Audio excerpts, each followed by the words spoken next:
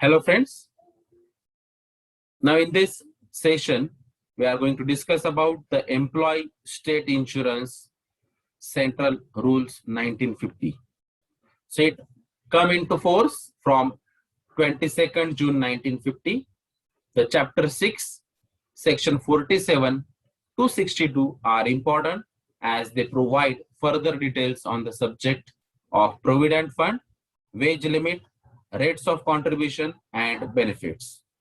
Their summaries as under, that is PF means provident fund. The corporation shall establish, maintain and contribute to the ESIC provident fund. Furnished employees for insured employees, and it shall form a committee and regulations for its working. The contribution period and the benefit period for these employees are like contribution period 1st April to 30th September, that is corresponding benefit period is 1st January to 30th June of the year, and then 1st October to 31st March of the year, then corresponding benefit period is 1st July to 31st December. In case of a person who becomes an employee for the first time, the first contribution period for him will begin from the date he enters into the insurable employment in the contribution period, current on that day. That is called as the date of employment. So from the date of employment, the first contribution is going to start, and its corresponding benefit period will begin on the expiry of 9 months from the date of such employment. So the wage limit for coverage up to 10,000 per month with effective from the 1st April 2006. What is the rate of contribution? The employer's contribution is 4.75% of the wages payable to an employee, and the employee's contribution is 1.75% of the wages with effective from 11/1997. So these are the two contributions, that is employer's contribution and employee's contribution. An employee whose average daily wage is up to 50 is exempted from paying his contribution, though the employer's contribution in respect of such employee shall continue. Now these numbers are going to change time to time. We are discussing these things from the view of 1950. Standard benefits rates as per the table under Rule 54 revised with 18 entries with effective from the 1/1/1997. So these are the rate of contribution and standard benefits rate. Then we have discussed the different benefits under the Employee State Insurance Act. Now on a similar way, under the rule also, these are the benefits. So first is sickness benefit. So it is available if the contribution is paid for 50% of days of the contribution period. For the first 2 days of sickness, the benefit is not available. For maximum 91 days, in any 2 consecutive period, the benefit can be available. Payment rate is the standard benefit rule 54. Then there is another benefit, that is maternity benefit. So at least 70 days contribution during preceding 2 consecutive contribution period makes the insured woman eligible for this benefit. That is the basic or eligibility criteria, 70 days contribution. Then for maximum 12 weeks, the benefit is available. Medical proof is necessary, and payment rate is twice the standard benefit rate, which is covered under Rule 54. Then next one is disablement benefit. So it is available for the disablement period of more than 3 days and for the whole period of permanent disablement or for life. So daily rate of payment shall be 40% more than the standard benefit rate under Rule 54. And this rate shall be called as full rate. For temporary and permanent total disablement, full rate is available, but for permanent partial disablement from injured specified in part 2 of second schedule at such percentage of the full rate, and for injury not specified in the schedule at appropriate to the loss of earning capacity, and which is based on the medical certificate of doctor. So the benefit will be available. So depending on the conditions, this percentage and the amount may vary. Then dependents benefit. To widow, 3/5 of the full rate, that is till life or remarriage. To son, 2/5 of the full rate until he attains 18 years age. To unmarried daughter, 2/5 of the full rate until the age of 18 years or marriage, whichever is earlier. If no widow or children, then to a parent or a grandparent for life, 3/10 of the full rate. To any other male dependent till his age of 18, and to any other female dependent till the age of 18 or marriage, whichever is earlier, or if widow until her age of 18 or remarriage, whichever is earlier, at 2/10 of the full rate. The total rate shall not exceed full rate, and the amount shall be equally divided among the dependents. So that is depend on the case again, whether the son is there, whether the daughter is there, whether the both are there, or whether the widow is there, or unmarried daughter is there, or parents or grandparents are there. Depending on that, these benefits are depends. But the main fact is that it should not exceed the full rate. Then funeral expenses, rupees 2,500 from 1st 10 2001, and the employee state insurance regulation 1950 gives us some points, like the corporation has made under section 97 the regulations with effective from 17/10/1950 to provide the details. The summary for these regulation is provisions of identity card, family identity care inspector, then insurance medical officer, insurance number, local office, regional director, local committees are explained. Then registrations of the factories, establishment and families is required.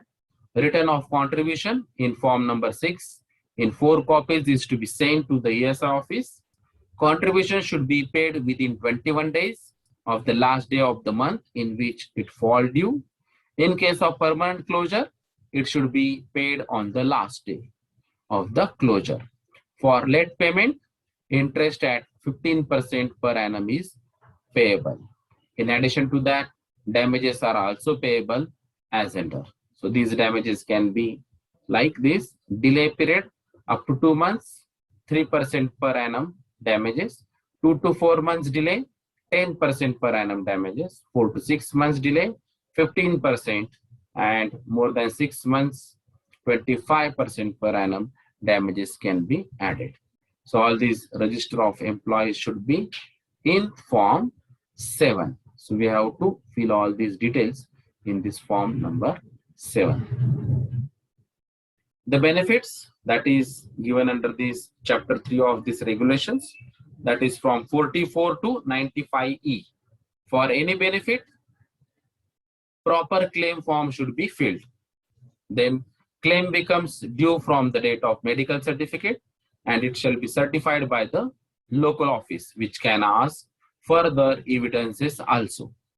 So medical certificate from the insurance medical officer is necessary, and if all these things are okay, then the following benefits are payable as under within this period, like sickness benefit within 7 days, funeral expenses within 15 days, maternity benefits within 14 days, temporary disablement within 30 days, permanent disablement within 30 days, dependents benefit within 90 days.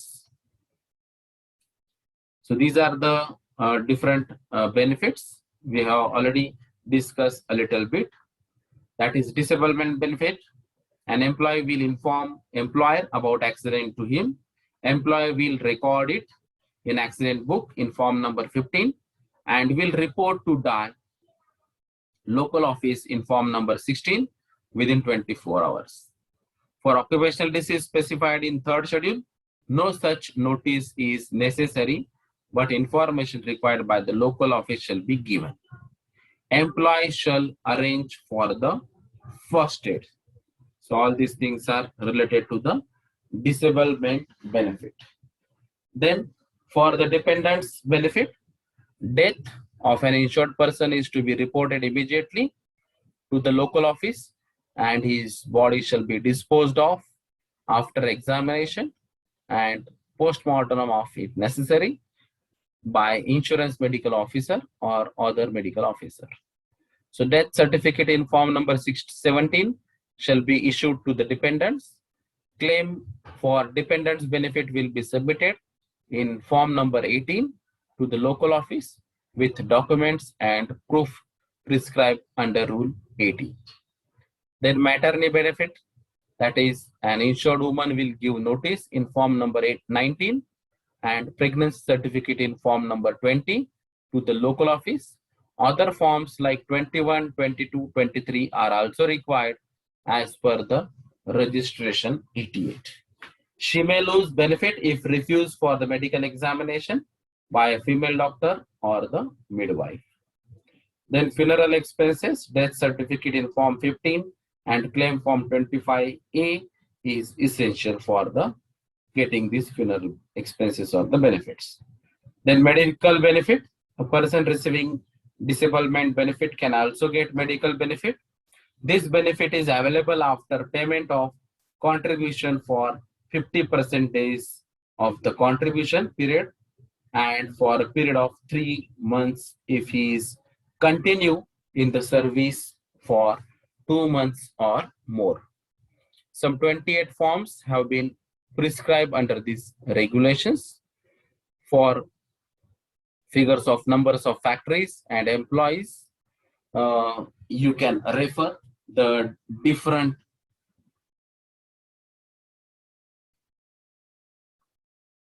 books which are available online also.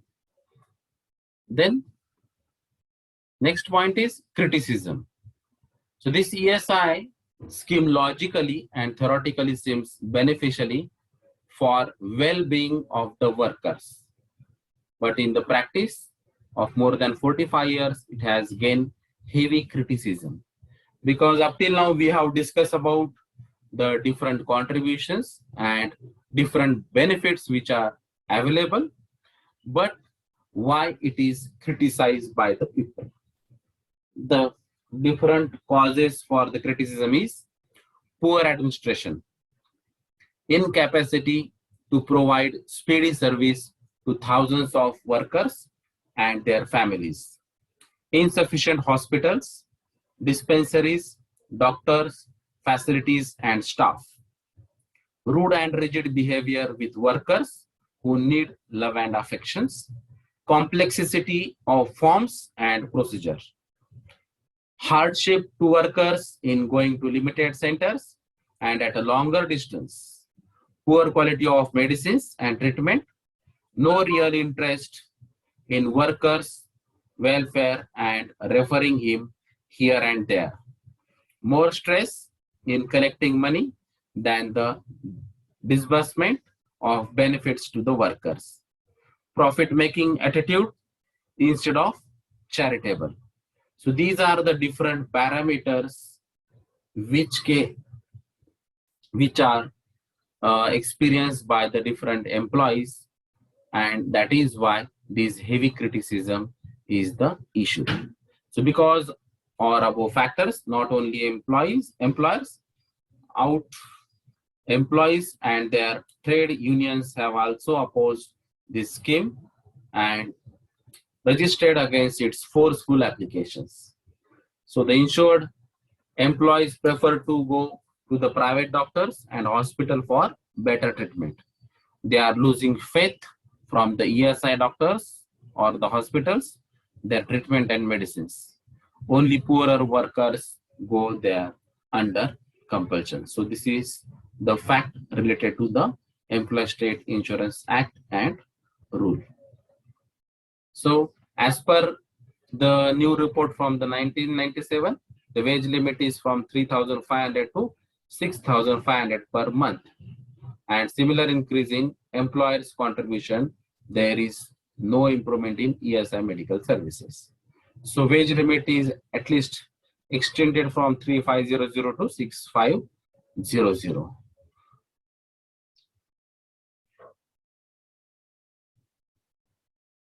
It is suggested that in this report, the government should give health insurance policies to the members to make the scheme more beneficial, because there are various benefits, various guidelines are given, but still there is a chance of improvement.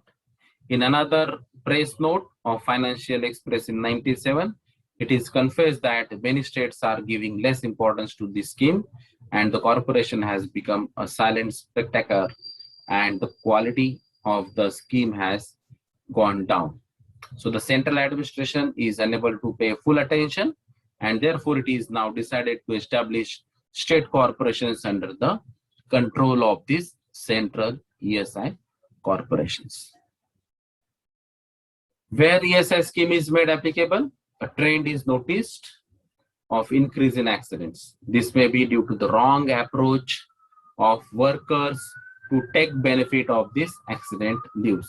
So this is totally wrong approach and a different attitude from the workers' point of view.